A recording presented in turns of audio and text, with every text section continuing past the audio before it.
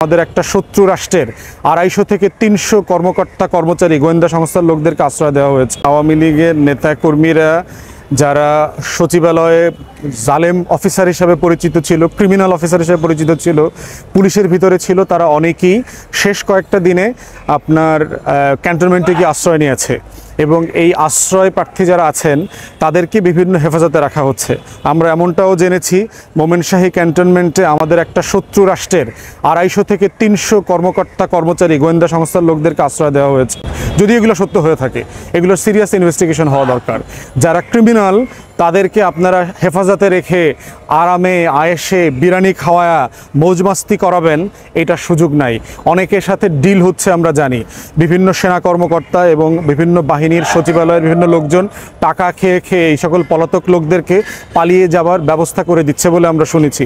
এগুলো যদি সত্য হয়ে থাকে, এগুলো তদন্ত হওয়া দরকার, বিচার হওয়া দরকার। গণ অভ্যুত্থানের যারা শত্রু, গণহত্যার যারা শত্রু, যারা দায়ী, তাদেরকে কোনোভাবে ফাঁকফোকরের মধ্য দিয়ে বের হয়ে যাওয়ার অথবা বিচারকে অ্যাভয়েড করবার কোনো দেবার সুযোগ নাই। তাই আমরা একটা ইমিডিয়েটলি তাদেরকে পুলিশে অথবা আদালতের কাছে হস্তান্তর করা দরকার। ন্যায্যতার ভিত্তিতে মামলা দেওয়া দরকার। আমরা দেখতে পাচ্ছি প্রচুর মিথ্যা ভুয়া মামলা দিচ্ছে।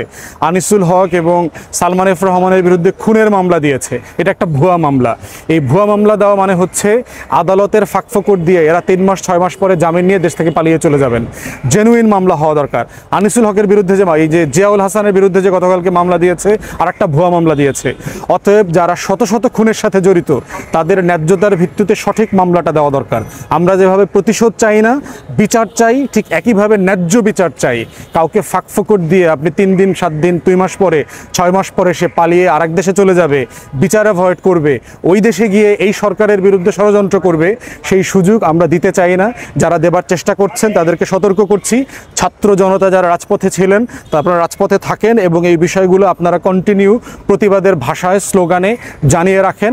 অন্তর্বর্তীকালীন সরকার যেন ন্যায্যতার ভিত্তিতে ইমিডিয়েটলি পদক্ষেপ গ্রহণ করে।